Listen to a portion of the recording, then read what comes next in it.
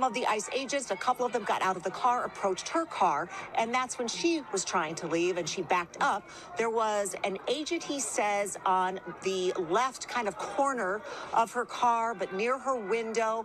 And as she tried to pull forward, he says, to leave, that officer fired 3 times into her face.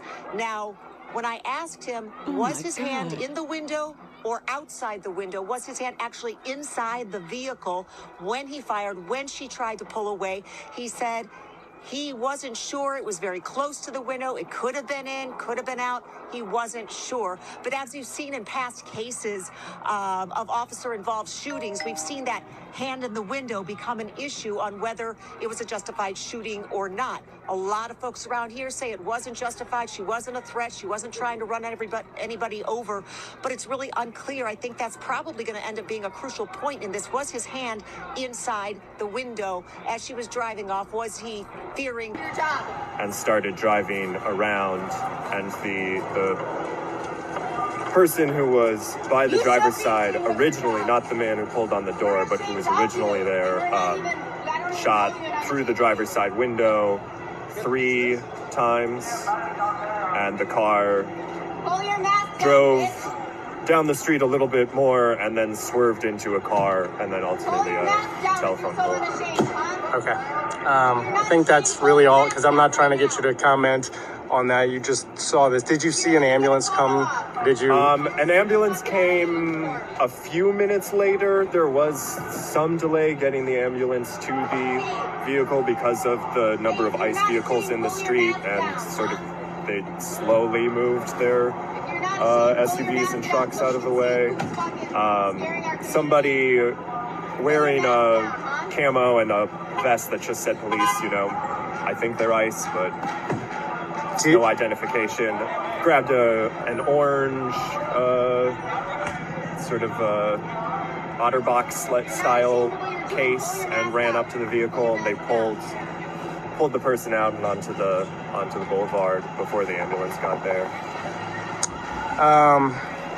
When you saw it happen, was that vehicle still moving? Was it at all going towards an agent at that point? Or? So the agents had been on either side, so they just backed up a few feet and then drove forward again.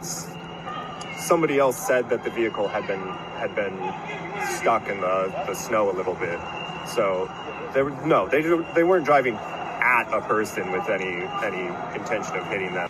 I don't feel like law enforcement has listened to us at all. In fact, we have a lot of evidence of them protecting ICE, allowing them to do what seem to be really very clear violations of our local law, and we witnessed that a lot in our constitutional observations out of the Whipple building, which is ICE headquarters, both for local operations but also for the Upper Midwest.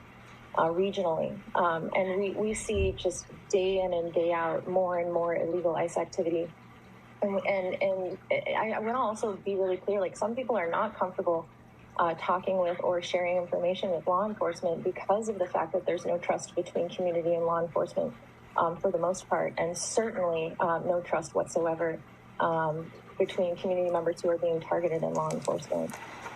And Marie, as you're talking about that, we're looking at a live picture, we were just a moment ago, of that vehicle that we know was driven by a 37-year-old woman who has now passed away. It is on that tow truck right now. Now, of course, we know FBI, BCA, all of these agencies on the scene here, as well as the Sheriff's Department, had been investigating this for the last few hours. So this vehicle will then be taken, but we're not sure, when the crime tape will be taken down and then what this will look like afterwards. But of course, we'll play that out for you as that happens. But Marie, I did want to ask you, as you're talking about this, do you kind of just feel like you're just at an ending point where it's, you have the question of what can we do at this point? If you're mentioning, you have this team of dedicated people, documenting ICE, you're trying to go to, as you mentioned, city council or the important people, we would say, in these positions. Where do you feel like you can go at this point, especially after seeing what happened here today in Minneapolis? I think where we go from here is very clear, and it's where we've been going. Since ICE descended on the Twin Cities metro area here, we have seen an incredible response of regular people like myself, and many of my neighbors who I know dearly are out in the streets and doing this incredible community safety work. We have thousands of people that are plugged into rapid response networks, and over the past couple of days in this what they say 2,000 agents being deployed over the next month, the intensity of ICE activity in our community has reached a level that we've not even remotely seen in the previous weeks. And what I see is community members standing up stronger.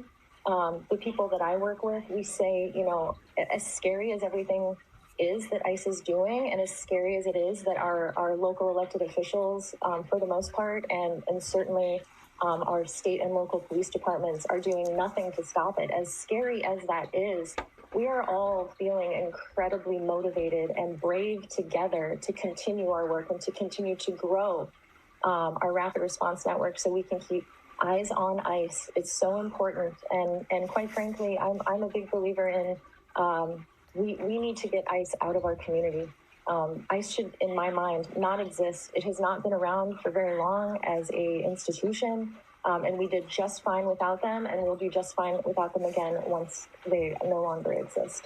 Marie, thanks for being with us. We, again, wanted to kind of call out organizations like Veterans for Peace, which is what you're a part of. 5051 is another one, just sort of regular people who are passionate about something and want to try to do everything they can within their constitutional rights to make a difference here.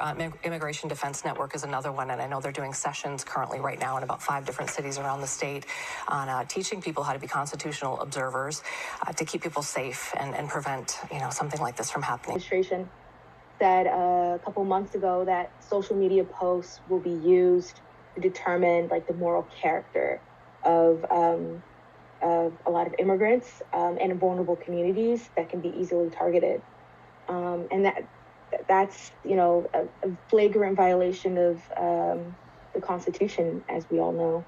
So they didn't tell him they were going to deny him, and yet ICE agents were waiting outside the door. You tell me how that makes sense. He's a decorated, disabled U.S. Army veteran. We have 2 little kids under the age of 3. He's married to a U.S. citizen. He's been here 25 years. He's a peaceful, law-abiding pillar of the community. He's been hand-selected by the governor of Washington to serve on multiple statewide boards and commissions, positions of incredible trust.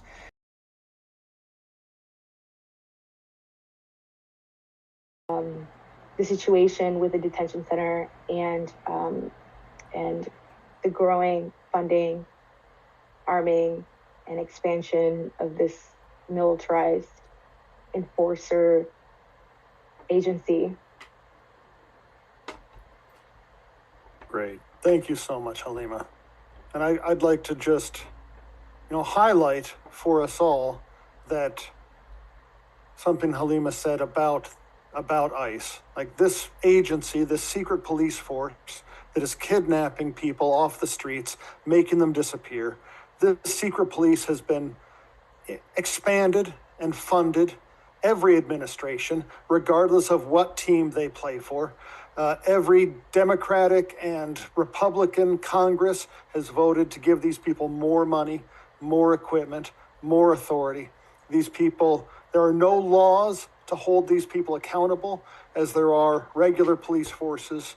And this is the police state that the establishment has created for us. Regardless of which team they claim to represent, what they really represent is the protection of capital and the enforcement of the police state.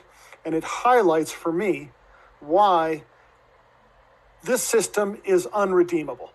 That this is what we as Greens and as people who refuse to play this game, why we must fight against this. And I don't want to sugarcoat it.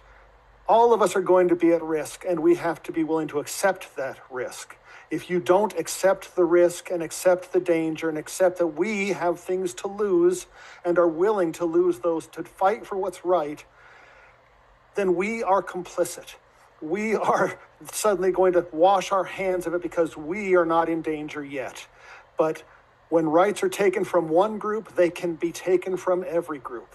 And what is happening to our neighbors now, will happen to us in the future if we do not stand up and fight back. So the call went out again today. Hey, this school is being targeted. We need people to show up when school is letting out in the afternoon. I am in a group that is specifically about immigrant support for my part of Portland. And so I got the message. And originally I was supposed to be in North Portland for an appointment and that got canceled. And I was like, you know what? I've got time. Let's go. I'll be there. One of my neighbors wanted to go and we're like, cool, we're showing up. There are some parts of this that are just about optics. Let's be clear. Obama's still the deporter-in-chief, and Trump is still chasing Obama's deportation records, which goes back to the point that Mark, brought me in on. Do not think of these as separate and distinct parties. Think of this as a single capitalist imperialist party that has competing factions inside of it, one blue, one red.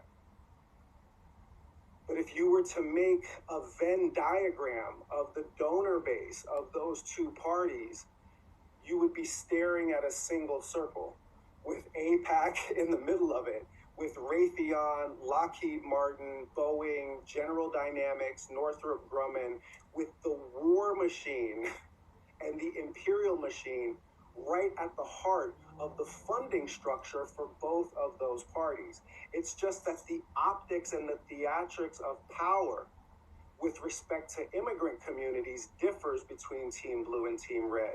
They'll threaten to arrest you. They'll threaten your children trying to get you to comply. Remember, authoritarians, right? They want to move the needle. They want to declare you no longer have this right. This legal thing that you're doing, we're now going to declare it illegal. And if you say, okay, I guess I have to go along with that, then they've now moved the needle on what is legal and illegal. You only have rights if you exercise them.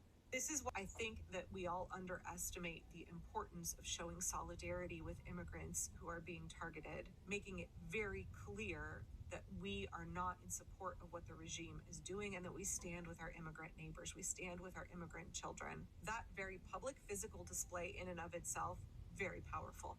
But also there is the deterrent effect. So ICE didn't show up today. We all stood there until the kids got out, the school buses got out, parents came and picked up their children, and then we all went home. But while we were there, I'm very introverted in real life, but you know what? I used my box of whistle kits as this is the way that I can pretend to be an extrovert and strike up conversations with people. So I'm walking around handing out whistle kits, and I talked with several people. Almost everybody who was there came by themselves. They didn't know anybody else who was showing up. They saw a social media post or it was shared in some signal group that they're in, and they decided all on their own, I need to show up for these children. And they did. And I want to convey here how important that is and what an act of courage that is. It takes an awful lot in 2025 in the United States to just all on your own step out and take a risk. You don't know anybody who's going to be there. You don't know what's going to happen, except you know that ICE might show up. And to decide, I'm just going to step out and trust that the other people there are going to have my back, that I won't be alone. I'm going to take this risk. I'm going to step out in courage, and I'm going to stand there and protect these kids. Hey.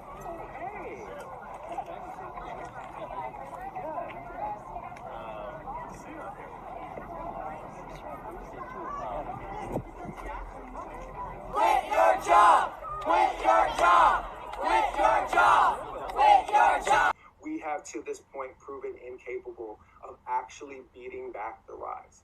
And the reason for that is simple. The reason for that is straightforward, is that these remain mobilizations around the specific issue rather than organization against the system, which is productive of the issues. I told you that Malcolm said, we're not outnumbered, we're out-organized. I told you that Kwame Ture said, revolutionaries don't just mobilize around issues, revolutionaries organize against systems. I say that the role of a revolutionary political party is that it channels the people's energies from mobilization around the specific issues that face respective communities into organization against the systems that produce the oppression of all. It means that we're no longer mobilizing around trans rights in a silo. It means we're no longer mobilizing around LGBTQ rights in a silo, or immigrant rights in a silo, or police brutality in a silo, or Palestinian liberation in a silo. We are understanding and presenting to the public the structural relationship between all of these forms and positing simply and in a straightforward way that that simply protesting these forms of oppression will produce no outcome.